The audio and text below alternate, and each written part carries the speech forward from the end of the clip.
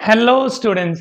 तो चलिए basic science series में आज का हमारा जो टॉपिक है वो है फ्रीजिंग। तो क्या मतलब होता है फ्रीजिंग का, फ्रीजिंग टेम्परेचर क्या होता है, आज हम वो बारी बारी डिस्कस करने वाले हैं। तो मैं हूं तरसेम जटैन और आप मेरे साथ इस टाइम पे देख रहे हो जटैन क्लासेस। चलिए बढ़ते हैं फ्रीजिंग की तरफ। तो फ्रीजिंग का मतलब होता है, हिंदी में इसको बोला जाता है जमना, जम जाना किसी का। मतलब जब कोई लिक्विड सॉलिड में कन्वर्ट हो जाता है जिस टेम्परेचर पे, वो टेम्परेचर उसका फ्रीजिंग टेम्परेचर कहलाता है। लेकिन हमें अच्छे वाली डेफिनेशन सीखनी है फ्रीजिंग की। क्या होती है?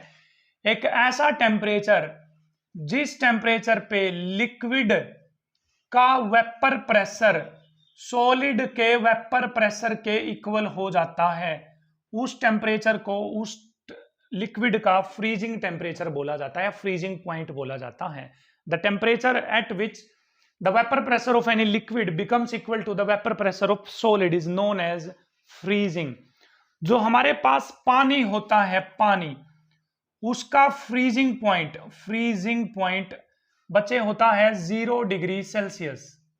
पानी का फ्रीजिंग पॉइंट 0 डिग्री सेल्सियस होता है। बट आपको यदि मैं बता दूं, आप पानी को जब फ्रीजर में रखोगे तो 0 डिग्री सेल्सियस पे वो किस में कन्वर्ट हो जाएगा? आइस में कन्वर्ट हो जाएगा, बर्फ में कन्वर्ट हो जाएगा। लेकिन एक्चुअल में क्या होता है, यदि आप पानी के अंदर आप नमक डाल दो और या क्या डाल दो, उसके अंदर चीनी डाल देते हो, तो वो पानी अब 0 डिग्री सेल्सियस पे फ्रीज नहीं होगा। That water will not freeze at 0 degree Celsius. उससे कम टेम्परेचर पे फ्रीज होगा, -1 पे, -2 पे, -3 पे, -4 पे या -5 पे, लेकिन 0 पे फ्रीज नहीं होगा। ध्यान से समझना, हमने बेसिक साइंस सीरीज में बॉइलिंग में पढ़ा था, आप नमक वगैरह डाल देते तो बॉइलिंग पॉइंट बढ़ जाता है, 100 से ऊपर पे बॉइल होगा। लेकिन आप नमक चीनी डालकर उसको फ्रीज करने जाओगे तो फ्रीजिंग पॉइंट क्या हो जाता है? घट जाता है। जो पानी नॉर्मली 0 डिग्री सेल्सियस पे फ्रीज होता है, वो अब माइनस में जाकर फ्रीज होगा। ऐसा क्यों होता है? क्योंकि जब पानी फ्रीज होता है इस तरह से, पानी का फॉर्मूला H2O होता है, H2O, तो जब आप नमक डालोगे तो नमक के पार्टिकल उसके अंदर आ जाते हैं, बीच के स्पेस में। देखो बीच के स्पेस में आ जाएंगे, तो उसको फ्रीज होने से रोकने लग जाते हैं। तो उसको और फ्रीज करने के लिए आपको टेम्परेचर को क्या करना पड़ता है? कम करना पड़ता है। समझ गए हैं? तो इसी चीज का फायदा उठाकर कि नमक वगैरह डालने से पानी का जो फ्रीजिंग पॉइंट है वो कम हो जाता है।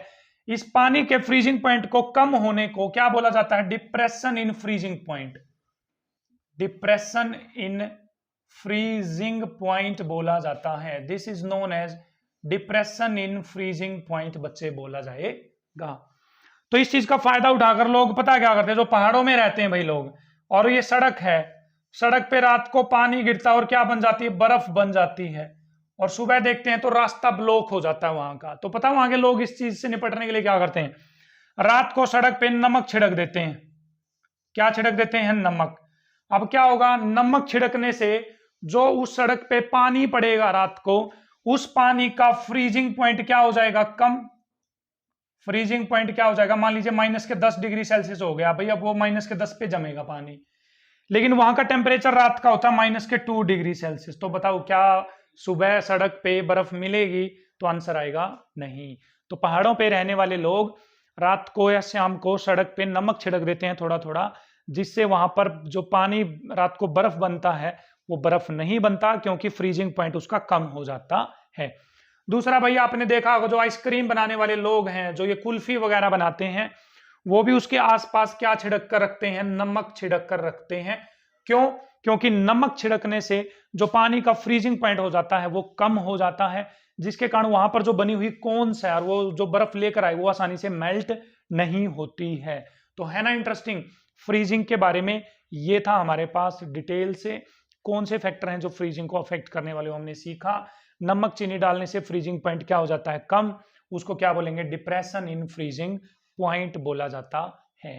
तो इसी रीजन से जो हमारे पास ओशियंस होते हैं, समुद्र वगैरह होते हैं, ओशियंस, वो फ्रीज नहीं होते। भाई समुद्र में क्या होता है? नमक होता है ना। नमक डालने से जो समुद्र का फ्रीजिंग पॉइंट है वो कम हो गया, लेकिन इतना कम टेम्परेचर प्रकृति में तो होता ही नहीं, तो इसलिए जो समुद्र है, समुद्रों का जो पानी है वो आसानी से फ्रीज नहीं होता। तो it was all about freezing and freezing point. ऐसे ही और अमेजिंग वीडियोस के लिए मेरे साथ देखते रहें ज़10 क्लासेस। चैनल को शेयर करें और क्या करें, सब्सक्राइब। Thank you. ना